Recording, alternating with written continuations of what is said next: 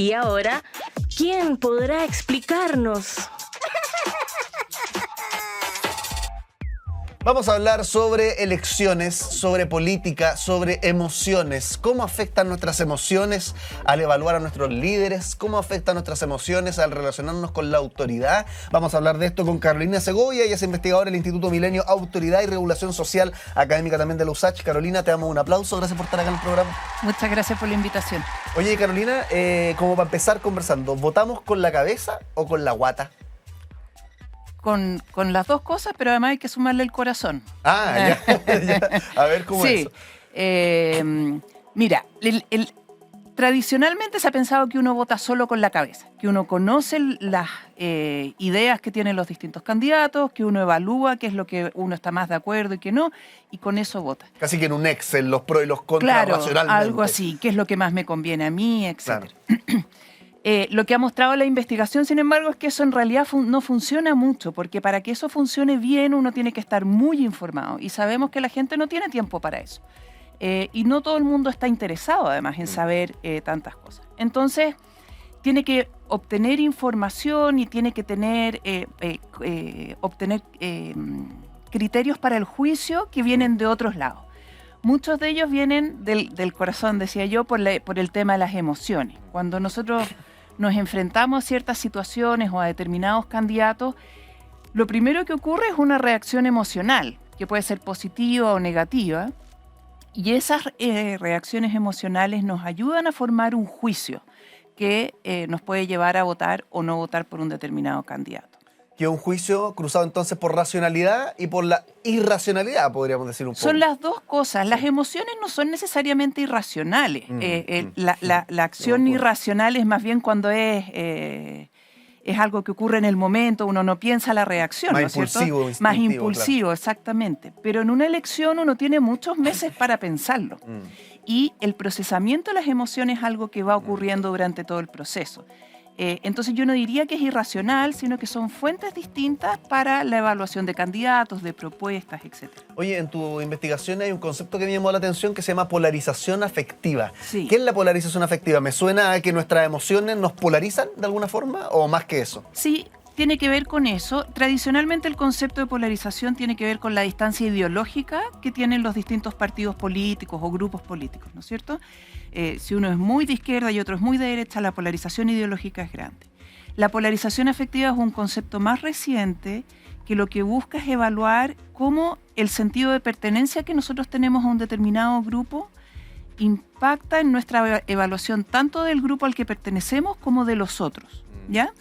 Entonces, la polarización es afectiva porque está asociada a las cosas que nosotros creemos y evaluamos afectivamente de aquellos con los que nosotros nos sentimos identificados y el resto. Claro. La polarización afectiva es grande cuando a mí me encanta mi grupo y me carga el otro. ¿Ya? Es un poco, tal vez un buen ejemplo es lo que pasa con las barras de fútbol, ¿Ya? con las barras bravas. Sí, digamos, uno pertenece o se siente identificado con un equipo de fútbol determinado, le encanta su grupo, pero odia al otro.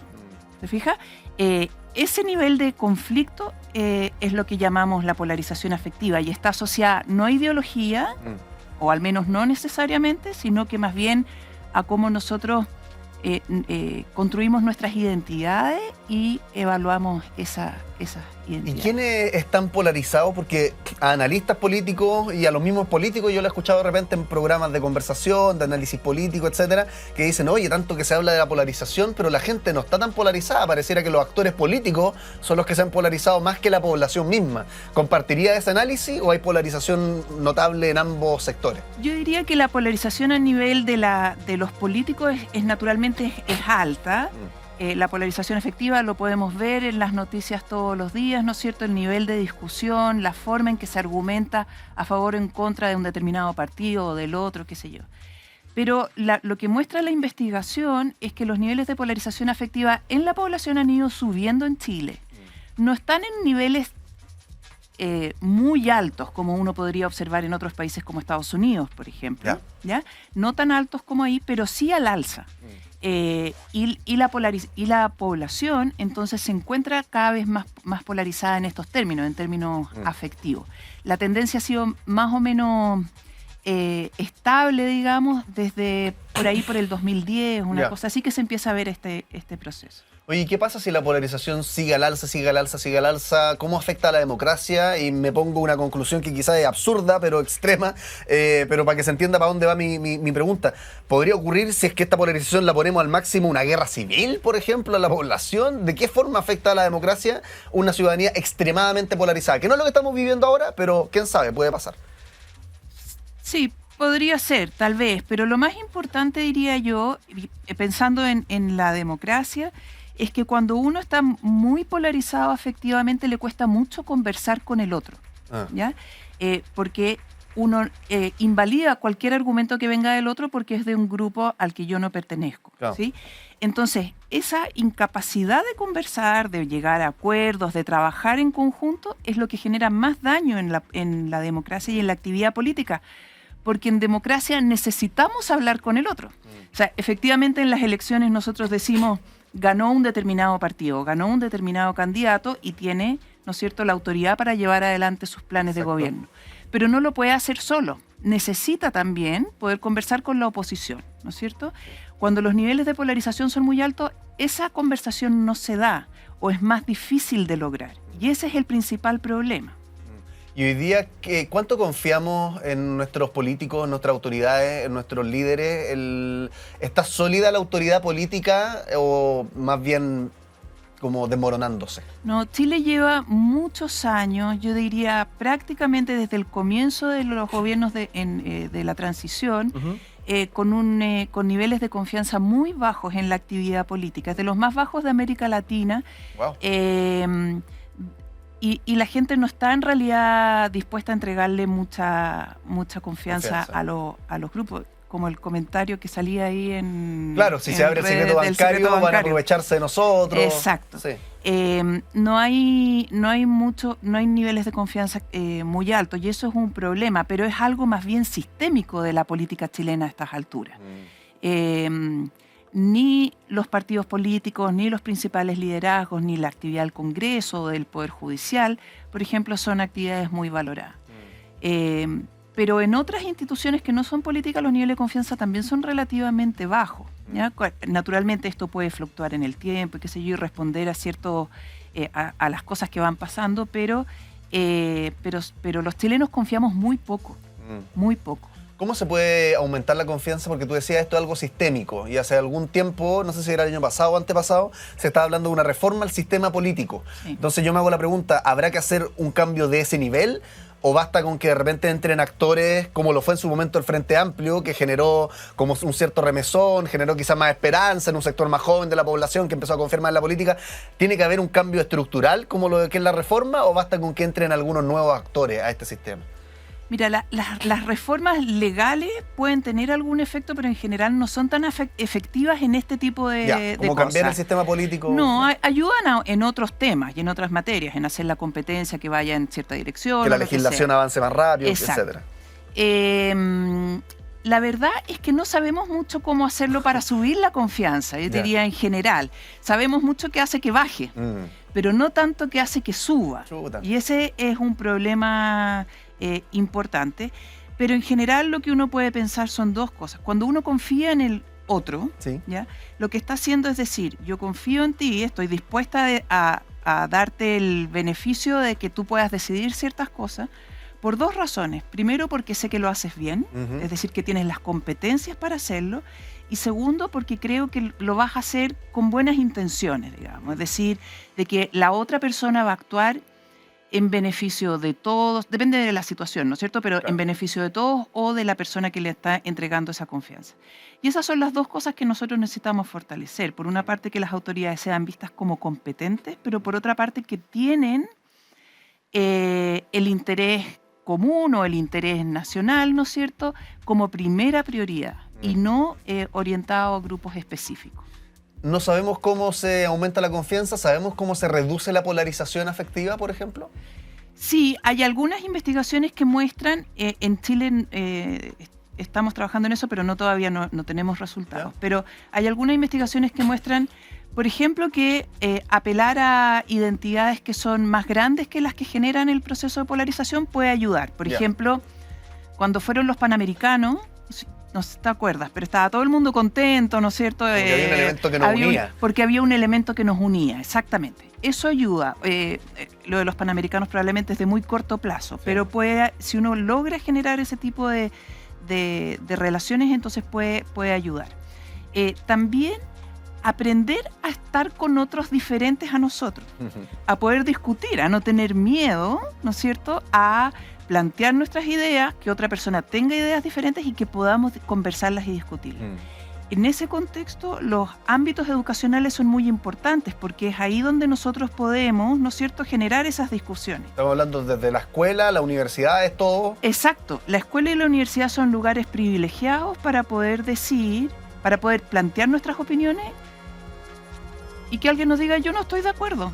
Y estos son mis razones y esto es porque yo creo que esto es diferente. Como aprender a convivir con el disenso. Exactamente. Aprender a que uno no se termina agarrando a combo, digamos, porque el otro piensa diferente, sino que podemos convivir, podemos estar en una misma sala de clase con ideas diferentes, pero que lo podemos hacer y podemos avanzar en llegar a algún tipo de acuerdo, etcétera. Cuando uno dice que una alta polarización afectiva afecta a la democracia, o que una baja confianza en nuestras autoridades afecta a la democracia, ¿a qué nos referimos con que afecta la calidad de la democracia? Porque la gente dice, nosotros seguimos votando cada 4 años, la urna va a seguir estando donde siempre, mi local de votación no me lo cambian. ¿Qué significa que afecta a la democracia? ¿Qué podemos ver que uno diga, ojo, porque está afectando a la democracia? Cuando los niveles de polarización son muy altos y cuando los niveles de confianza son muy bajos, generan este mismo problema que estábamos conversando, ¿no es cierto?, de ser incapaces de llegar a acuerdos con otros. La imposibilidad de llegar a acuerdos con otros en sistemas democráticos puede llevar a que los partidos gobernantes decidan tomar decisiones simplemente basadas en sus propias ideas y dejar de lado la oposición, por ejemplo. Entonces podría estar asociado a como un aumento de pérdida o una pérdida en la calidad democrática en términos de que las decisiones ya no nos involucran a todos o a todas las partes sustantivas de la sociedad, se toman de trinchera, sino digamos, que se toman desde las trincheras y eso eventualmente puede perjudicar a otros y nosotros en democracia necesitamos cuidarnos entre todos, digamos. ¿Y eso se está viendo ahora? ¿Lo estáis viendo con el gobierno actual? Yo creo que es muy temprano todavía para saber. Falta evidencia. Ciertamente uno puede mirar, lo que uno observa en el debate político actual es mucha discusión muy importante, con bastantes argumentos que están asociados no tanto a las decisiones específicas que se están tomando, sino que más bien a la calidad del otro, ya sea de la oposición o del gobierno. Pero la polarización afectiva es un problema que atañe a todos los grupos. No es exclusivo del gobierno o exclusivo de la oposición, es algo que tiene un aspecto relacional, digamos, que es muy importante. Hay que ver cómo esto continúa. ¿Se genera polarización también dentro de la misma ciudadanía por clases sociales? Estoy pensando en las élites versus todos los demás. Puede ser. Lo importante ahí, y puede ser también por otras cosas, puede ser por religión, por grupos etarios, podría ser por cualquier tipo de grupo. Yo pongo el tema de lucha de clase porque suele ser una bandera que sectores políticos ponen sobre la mesa constantemente. Lo importante ahí tiene que ver con si esa división es políticamente relevante. ¿Ya? Y cuál es el nivel de importancia que tiene en el debate público, digamos. Porque todos nosotros pertenecemos a grupos distintos, pero no todas esas identidades se activan y para que se activen tienen que estar en el debate, tienen que estar asociadas a las cosas que se están discutiendo. Eso. Oye, Carolina, te habrás dado cuenta, tenemos preguntas fascinantes en este programa, pero también tenemos juegos. Como por ejemplo... La ruleta. Aquí tenemos la ruleta acá sobre la mesa. ¿De qué se trata esta ruleta? No hay que preocuparse porque nadie gana, nadie pierde. De hecho, no tienes que ni levantarte de tu puesto para jugar esto. Bueno. Cada uno de los colores se corresponde con una pregunta que la gente se haría relacionada con tus líneas de investigación. Es decir, Ya. política, opinión, ciudadanía, clases sociales relacionadas con cómo votamos, etcétera. Entonces la idea es que yo gire esta ruleta y cada uno de los colores se corresponde, son preguntas igual media provocadoras, polémicas, como te digo, que uno escucha en la calle. Ya. Entonces, esta pregunta se va a detener, yo hago la pregunta a la cámara y tú la respondes lo mejor que puedes, lo más extenso, ¿te parece? Muy bien. Es como una pregunta que daría un hijo, de repente te pueden pillar y hay que salir jugando. Eso es tan susto. Exacto. Ya, vamos a girar Ok. la ruleta entonces a la cuenta de 1, 2 y 3, mientras conversamos con Carolina Segovia, es investigadora del Instituto Milenio Autoridad y Regulación Social, académica también de la USACH. ¿Cómo votamos? ¿Con la cabeza, con la guata o con el corazón? Como nos decía al principio de la entrevista. Veamos qué pregunta se corresponde con el color verde claro, porque ya se detuvo la ruleta en ese color verde claro para Carolina Segovia. ¿Qué pregunta nos tiene la ruleta? ¿Qué significa ser facho pobre? Responde la experta. Uy, qué difícil. Ese es un buen ejemplo de lo que no hay que hacer, ¿no es cierto? Porque lo que hace es que denigra a la gente en sus características más personales. Facho pobre es alguien de clase social baja, de derecha. Esa es la expresión, ¿no es cierto? Pero denigra mucho. ¿Es un fenómeno real? O sea, las personas tienen posiciones políticas con independencia del nivel de ingreso que tengan o de su nivel educacional. Hay gente con muchos recursos que puede ser de derecha y con muchos recursos que puede ser de izquierda, y lo mismo en sectores populares o de bajos niveles de ingreso. Esa es una expresión bien poco feliz, diría yo, y yo trataría de no usarla. Afecta a la polarización también. Porque es un claro signo de polarización, es muy denigrante hacia el otro y no permite, frente a ese tipo de clasificaciones, no permite que alguien diga, bueno, sí, a mí me dijiste facho pobre, entonces ahora yo voy a ser simpática contigo. No se puede, no se puede. Yo creo que es mejor dejar de lado esa como caricatura de la gente, porque además es muy importante que uno tiene todo el derecho a tener la posición política que mejor le parezca. No hay posiciones políticas que sean en sí mismas buenas o malas. ¿Te fijas? Son las que tenemos y sabremos defenderlas de mejor o de peor manera, y podremos, y a lo mejor al otro le gustan más o menos lo que nosotros pensamos, pero son nuestras posiciones y nosotros podemos votar de la forma en que nos parezca. Oye, Carolina, porque a propósito de esta frase bien como denigrante y que cada vez se ocupa más en las redes sociales, yo diría que está bien presente, la gente de repente se hace la pregunta, ¿es posible que uno vote contra sí mismo? Por ejemplo, lo que hablábamos al principio, de esta decisión que no es tanto de la cabeza, sino que se cruza también con el corazón y con la guata. De repente yo puedo votar contra mis propios intereses porque el corazón o la guata me están jugando un poco una mala pasada. Puede ser, pero ahí lo importante es cómo uno define su propio interés. Y los intereses propios pueden estar asociados a un cierto grupo, entonces como en esta idea de que uno vota contra, por ejemplo, la clase social a la que pertenece, ¿no es cierto? Pero las personas tienen intereses propios que pueden ser distintos, a lo mejor, y que sea visto desde afuera como que fuera en contra, pero a lo mejor no es así. Uno puede querer cosas que tal vez en el estereotipo no pertenecen a mi grupo, pero uno puede quererlas igual. Toda esta discusión respecto de si la gente de más ingreso o menos ingreso vota más de derecha o menos de derecha, o más de izquierda o menos de izquierda, tiene que ver más bien con estereotipos que con cualquier otra cosa, porque la gente tiene prioridades y tiene preferencias que se moldean de acuerdo también a lo que son nuestras propias experiencias. Entonces, ¿por qué alguien tiene que decirle a otro cuál es el interés que tú debes tener? ¿Te fijas? uno hace sus propias evaluaciones. Claro, porque esta frase poco feliz siento que surge porque tenemos la intuición de que los sectores populares votan por la izquierda o el progresismo y los sectores más acomodados votan por el conservadurismo o por la derecha, pero eso el último tiempo se ha ido mezclando, me decís. Se ha ido cambiando, ¿no es cierto? O sea, eso efectivamente, algo de eso hay, ¿no es cierto? Pero de todas formas, esto tiene que ver con cuáles son las características de la competencia y del tipo de discurso y de propuestas que se están generando. Los sectores de nivel socioeconómico más bajo tienen una gran preocupación, por ejemplo, por la seguridad. Eso hace que voten por candidatos de derecha. Bueno, tal vez, en la medida en que vean que esos candidatos son los que les permiten o les dan ciertas respuestas a esas preocupaciones. Estar preocupados por la seguridad a uno no lo transforma necesariamente en facho, sino que simplemente en alguien que quiere, tal vez, y ese es el interés, ¿no es cierto?, salir de su casa sin el susto a que le roben la cartera. Y lo triste es que esta es una categoría que no aparece ni de la academia, ni de los propios políticos, sino que es la misma gente la que se genera como estas fronteras simbólicas, ¿no? Sí. Entre ellos mismos. Y es un ejemplo, yo creo, de manual de lo que estamos hablando de polarización afectiva. Exacto, exactamente, porque es denigrar al otro.